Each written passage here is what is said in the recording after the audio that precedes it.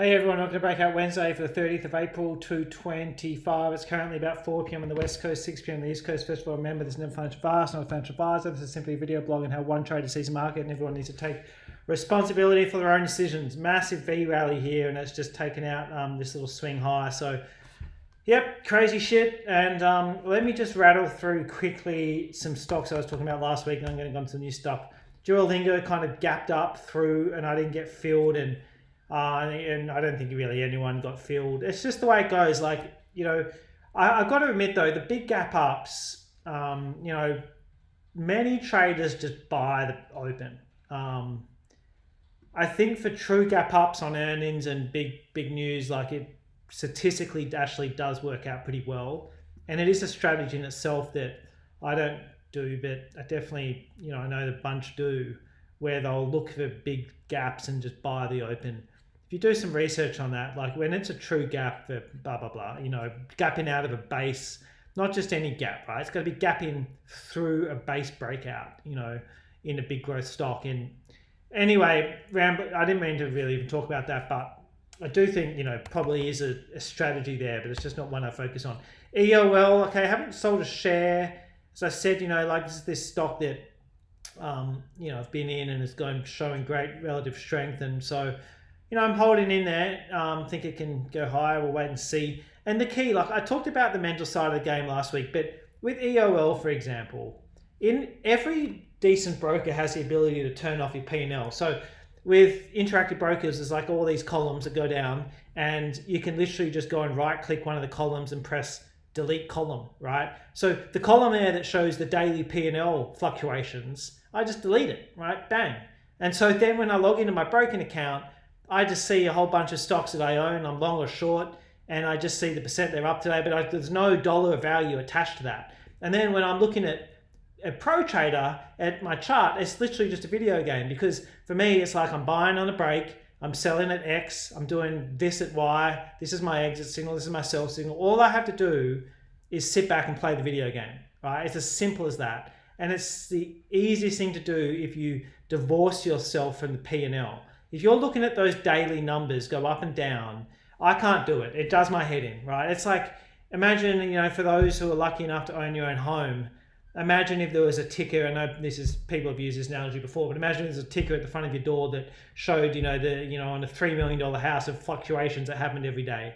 It'd send you insane, right? And it's exactly the same thing in stocks. Like if you're looking, for me, the P&L, the unrealized P&L is irrelevant. It's about playing the video game and doing the trade. And it's amazing that when you do that and you divorce yourself from that P&L and the daily fluctuations, you just let it play out. And if this does play out the way that I'm hoping it will, it's amazing how that profit just stacks up. But the one way to, really stuff up the growth of my account is to sell too early, like to sell on this day here on the 22nd, or get scared on the 23rd that it's going to fall back down and sell like a right wuss, or sell on the 24th because, oh shit, maybe it's going to fall. There's all these fear things that, get into your head, or sell this day, maybe this was smart in hindsight to sell that day. Who knows? Only time will tell. But to me, I just think this is a great base. It's a relative strength name. I'm going to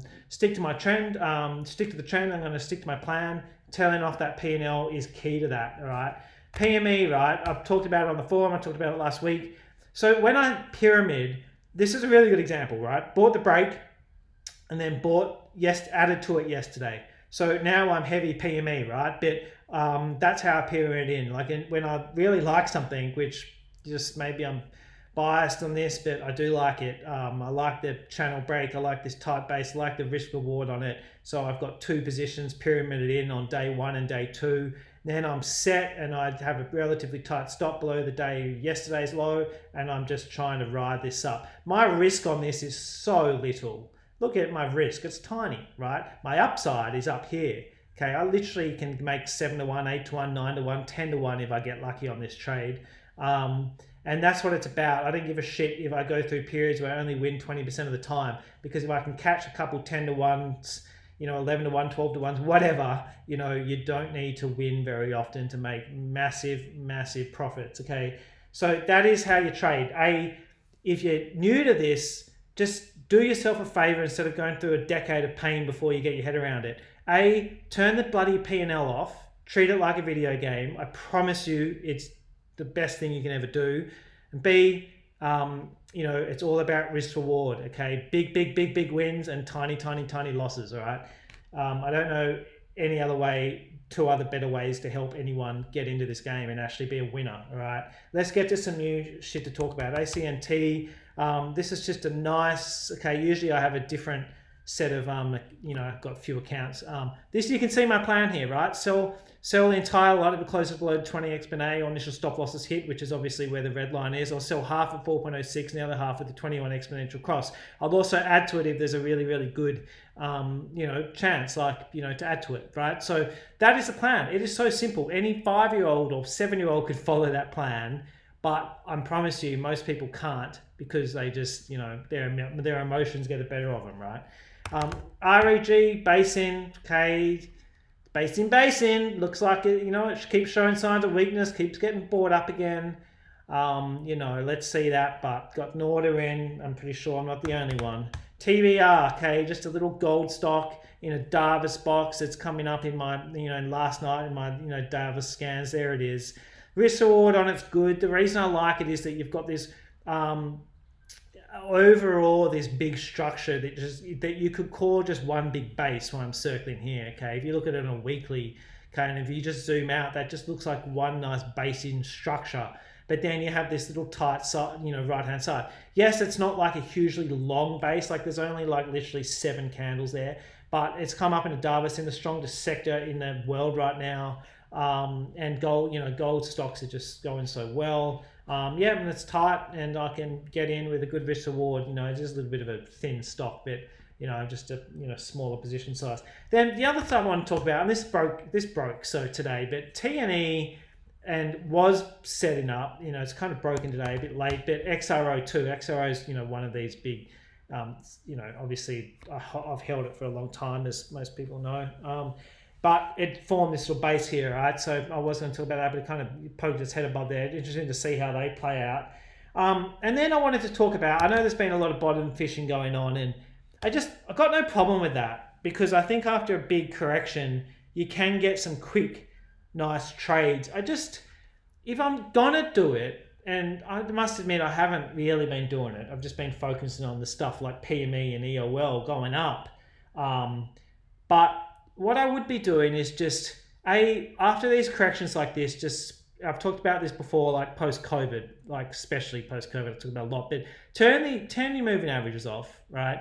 If you really want to play upswings, just wait for it to dump, wait to get this little high, and, it's the best way by far I know to do it, and just buy the little, 1, 2, 3, the new high, okay? I know Poco, Peter, member on the forum, good trader. Hey, I know he's been in MIN. It's the same thing, right? Just this little MIN. This does work, okay, especially when you're trading good names. I just think that with them, it's like I would be having a tight stop, because you're pretty much reversal trading. The trend's down. There's been getting hammered. And so I'd be, always having a tight stop like there, and then trying to make 2 to 1, 3 to 1. Then I'd just be bailing the hell out of it, right? Like, for example, like, I don't know if anyone saw BPT, but this was forming like this candle here, right? And then it had 1, 2, 3, 4. So it was coming up in these inside bar scans that we kind of invented up here in the candles. Shit, where is it? Sorry, candles, where are you? Multiple inside bars. I do this one, greater than, 3 inside bars. And it was coming up on that. Had this breakout yesterday, and, great little trade if you're quick, but then bang, straight back down. And you tend to be predisposed to those. The same happened in like Santos. Actually, it hasn't come all the way down, but this beautiful little kind of, symmetrical triangle inside bar on this day, and then bang out of it. It's happened a lot. Like, it might be forming on Oxy, on the Nisi. Just, thought it was going to break down. It didn't. And we've had like, 1, 2, 3, 4 inside bars of this bar here. All right. And so that, I think, is the only way I really know how to trade these reversals, is wait for actual life and wait for actual signs that it's going up. Fortescue is one of those ones that I was thinking was going to break that support. It didn't. It just banged up. But I think the best example is MIN. With that little swing high and then bang and then bang, okay? But the moving averages are pointless when you're doing this sort of reversal trading after big downtrends, okay, and big sell-offs, right? But I tend to be scalping those, getting in, making bank, getting out, here in a cash register ring and then fleeing like a bandit, What else was there to talk about just quickly is DEC. Okay, just a lot of these names, like DEC is a heavy tariff name because they're an importer of, and they're a net importer of shoes and products and apparel from Asian countries, okay, from China, from Vietnam, and obviously there's big tariffs. But there's been hammered and little inside bars happening here, little tight stuff, and no one knows if this is going to fake out and continue down. But if the goal of this is to try and trade some reversals, and you want to do that, then there's looking for these little tiny tight patterns with inside bars with incredible risk reward, okay, a little stop here, there. That's the way to go about it, right? There's so many of these opportunities out there at the moment. One of my kind of favorite stocks that I've been in and out of a lot over the years, Interactive Brokers, obviously have used them for many years too for my brokerage, is setting up here, all right? There's so many of these recovery names. And this is the sort of thing I like. It's a bit more like the Duolingo setup in the sense that I like the big names and the good names of great businesses that tend to always snap back because they have great companies and great businesses behind them, right? Another one, I'm not taking my eye off the other side of the trade. Okay, I'm still trying to keep an eye on the weakest stocks in the market right now. The ones that have been super hammered by these tariffs and probably are going to face more and more pain, and they're going to go lower than anyone will think they're going to go. And Funko is definitely a very good example of that. And this isn't ready, but it's just doesn't want to rally. Okay, on those strong days, it's just the market's rallying, but Funko isn't. Okay, or FNK. I don't know if I'm saying that name right. And if you go into the relative strength, I bet you its relative strength is just dismal. It's 5. Okay, and it's just I think that if you want to kind of graduate into the level of, really awesome, good trader, it's kind of Trump's language there. You've got to learn to short, right? You really do, right? Because the market can turn at any second. Imagine if you shorted FNKO, right? And you took this short, which is a great technical setup. And then imagine you wake up the next day and the Dow's down, 7%. Right, you jumping at joy, you're so stoked because you're going to hear that cash register ring. My argument is that the market could be up tomorrow, but FNKO could be down to 5% because it's in a vicious downtrend and it looks weak as anything. So the market's up, FNKO might be down. If the market's down, it's definitely 100% going to be down. And so does it make sense to make a calculated bet on something like FNKO on a short? To me, 100% it does, okay? And so, yes, I'm busy looking at great longs, but I'm also busy looking at great shorts. And if you want to be the best trader that you can possibly be, make money consistently, be smart about it, be professional about it, and grow yourself a great business that makes money week in, week out, month in, month out, and you never have to, rely on anyone else for any money ever again, this is what you need to get your head around. Okay, I don't talk about it enough. I promise you, I will. A lot more moving forward. This is not financial advice, but, this is about helping breed amazing traders. And if you want to be an amazing trader, you've got to start. Every time you're scrolling through your watch list, open your mind to the fact that things go up and down.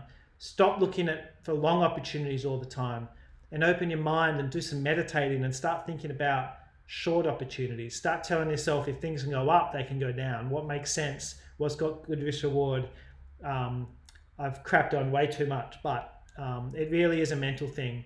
I used to spend all this time just like sitting down like in my backyard or going for walks and just trying to imagine myself shorting as heavy as I do go long. It's really hard mentally, but get your head around it, and you can open the floodgates. Take care, everyone. Catch ya.